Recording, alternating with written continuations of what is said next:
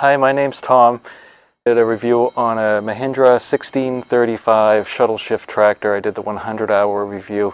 I just cycled over 200 hours this week, and so I thought it was time to do a 200-hour review. And stick around and I'll tell you how the tractor's been performing for the last 100 hours. If this is your first time watching, welcome to the channel.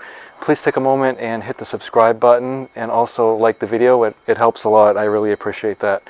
But without further ado, 200 hours on Mahindra 1635. Now this 16 series right here, the chassis on all of these, made in Japan by Mitsubishi.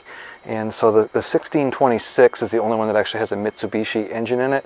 The 1635, 1640 have a Mahindra motor, which was made in either South Korea or India. So in this, TYM makes a lot of the stuff for Mahindra, and so when you start looking at like all those TYM brands, there's tons of them, like Branson, well of course TYM. There's just a bunch of them that are just rebadged TYM tractors, and I think TYM's a pretty good company. You know, I think they've come a long way. Mahindra's no different. Mahindra's been around at least since World War II. They used to build Willys Jeeps, Mahindra, and I think that's still the name of the company.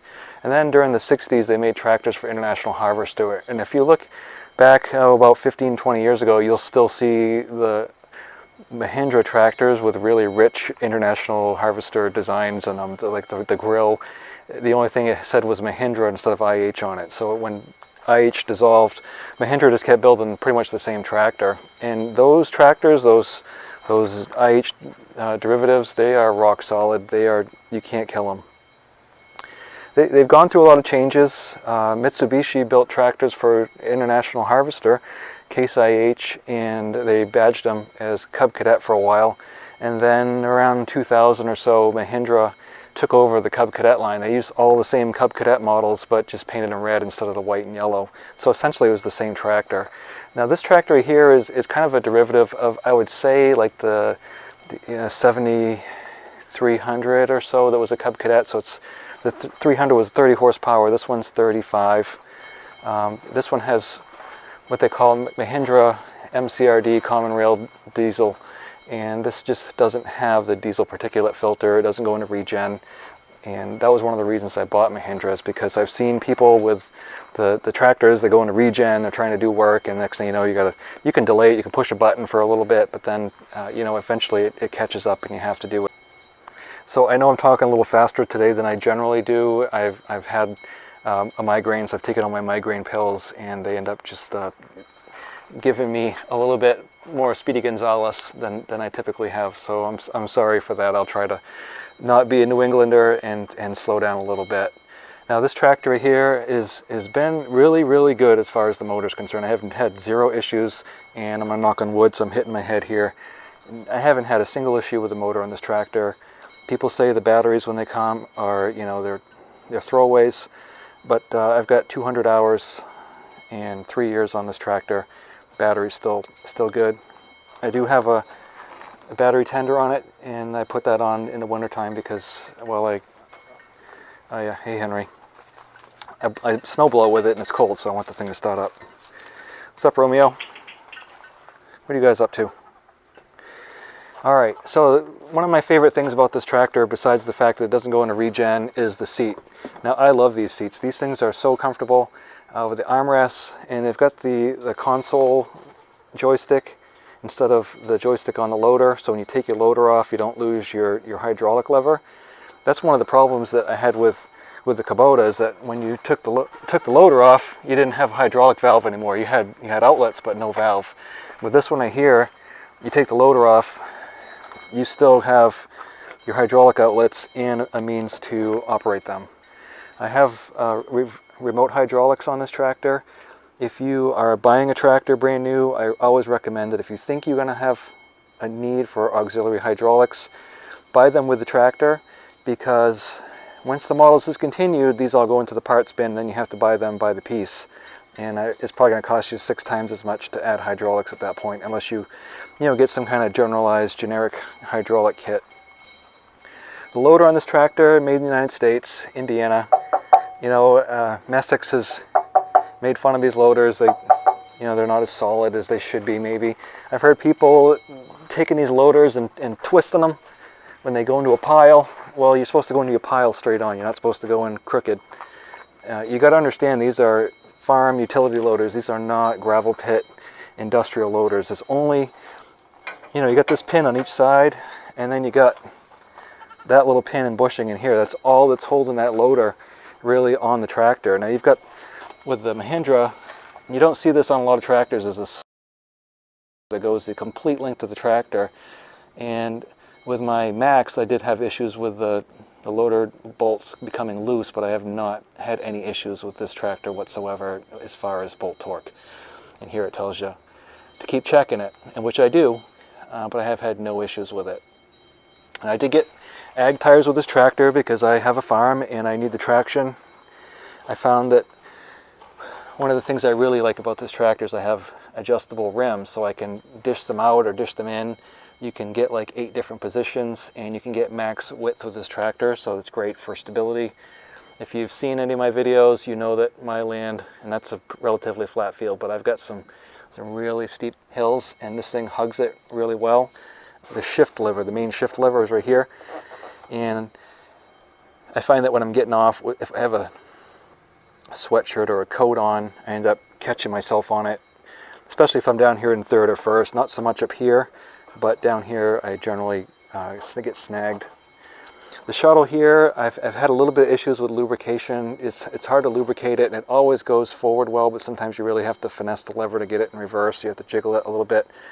It went back to the dealer, and they took it all apart and lubricated it, and it was good for a while, but it's starting to get a little sticky again. So that's really been one of the biggest problems as far as now. One of the issues with these tractors, and I don't want to say Mahindra specifically, I think it could be an issue with all of them, but you know, these battery cables that go to the solenoid, they tend to corrode, and so when you buy a new tractor, I would recommend, you know, at your first service or as sooner if you can, take these cables off and put dielectric grease on them, and that will inhibit rust.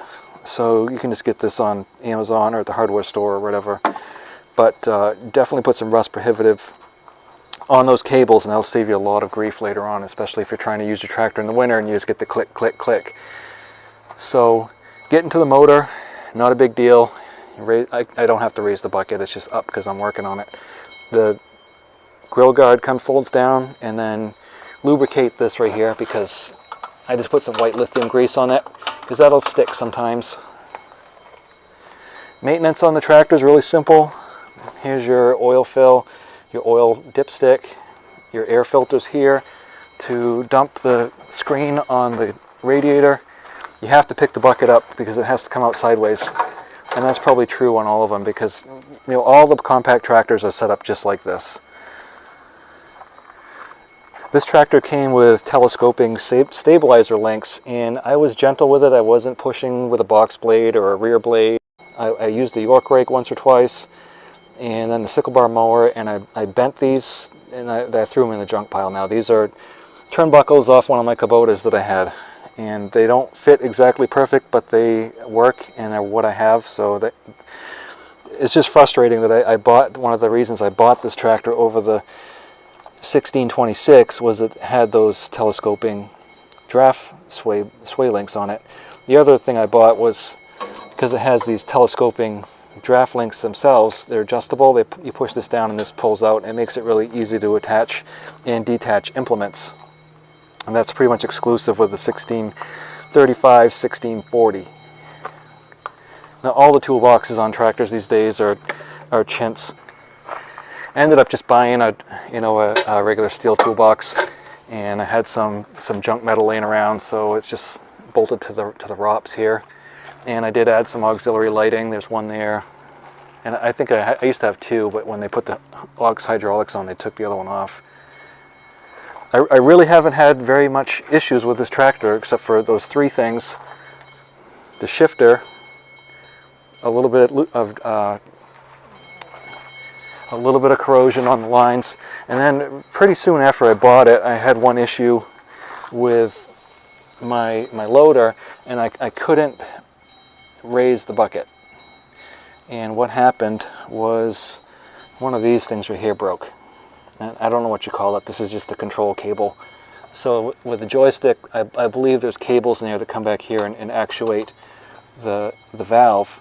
Well, one of these had broken off, and so it took about 6 months for the part to come in. But this was right in the middle of the pandemic, so it wasn't like, you know, pre-pandemic or even now. It was in the heart of the pandemic, and it was broken. So the dealership tire wrapped it and made it work. And then about 6 months later, they fixed it. And of course, they didn't charge me for it. They didn't charge me to fix the shuttle. And you know, the dealership, to me,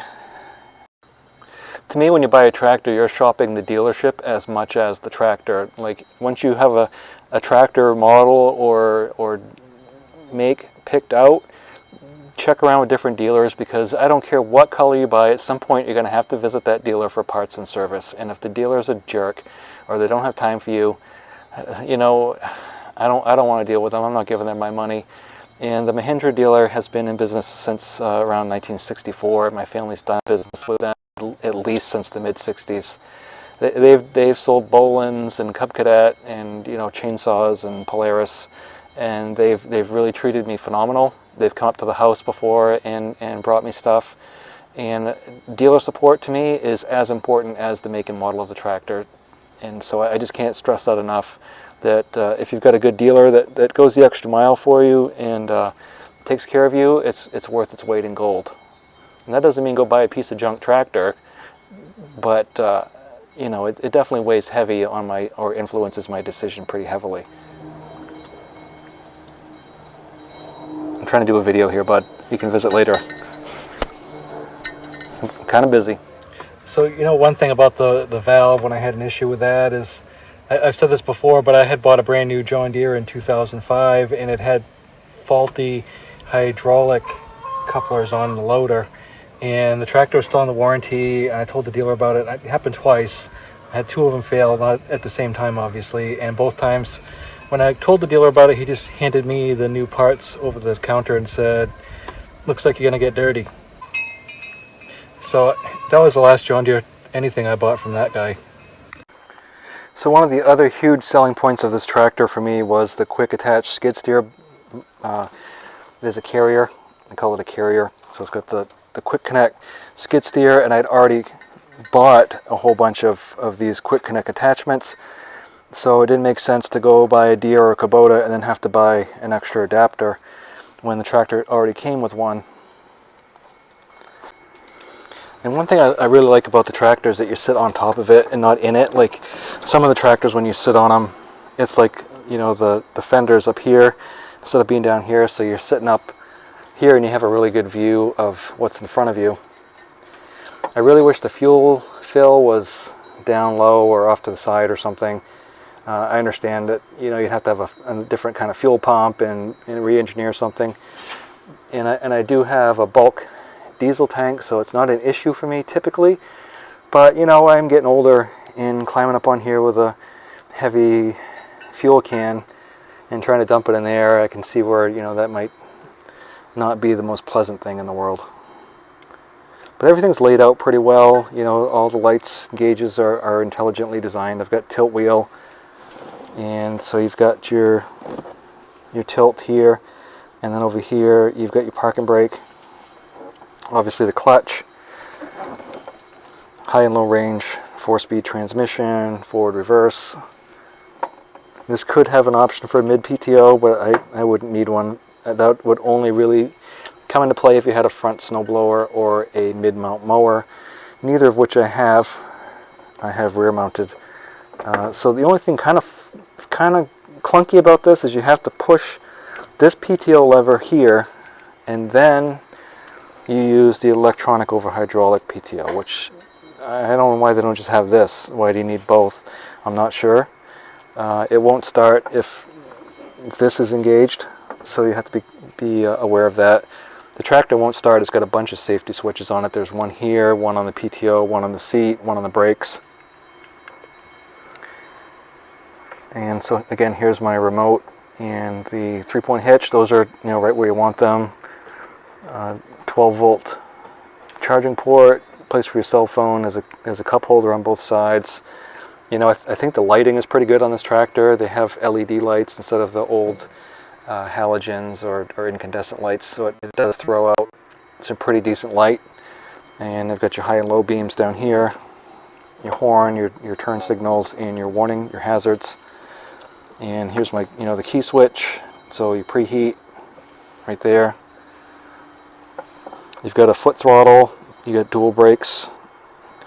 I call them turning brakes because I use them all the time for turning, especially at the end of a row. And you got your throttle here, so you can just set it. And, you know, there's really not much up. Overall, I think it's a good tractor. You know, and one thing people will tell you is, you know, you get what you pay for, and that's not always true. I think that's in combination with, you know, who you buy it from, because you could go buy a really expensive tractor and have a crappy dealer, and you know, they don't take care of you. So then what are you going to do? Dealer support is really up there on my list of priorities. Now this tractor here, I like the 16 series over the 25 or 26 series. These are mostly Mitsubishi made, Mitsubishi Japan, and I find the quality, I think, is just a little bit higher than the TYM versions with the 25 2600. And I don't know anything about the other models of tractors. I really haven't explored them. 35 horsepower is really ideal for me. It picks up easily 1,000-pound bags of grain. I get you know, round bales, 3x4 round bales, picks those up, no sweat. You know, and so the 1,000-pound bag of grain, and I have forks on it, so that works out well. The bale spear, snow pusher. You know, what else is there really to say? It holds its ground really well when I'm bush hogging out on the hills. I've done everything with this tractor: York rake, snow plow, snow blow, rotary mow, lift and put stuff down. I run a sickle bar mower, a hay tedder, a hay rake, all these things, and it's done everything I've wanted it to do and more, and I really don't have any issues with this tractor other than those couple little quirky things. And I think you know, if it's just little quirky things and you're okay working on your own stuff and you don't mind too much, then it's really a good tractor. If you're a person that doesn't want to do any maintenance on your tractor, you don't want to ever have to touch anything, then you might not want to get a Mahindra. But you know, I've found that the stuff that's been wrong with it is just kind of quirky, and it hasn't been catastrophic. So hopefully this video has been helpful for you. 200 hours, really no issues, and I really appreciate you watching. Please take a moment, hit the subscribe button, and also like. Thanks for watching. I'll talk to you next time.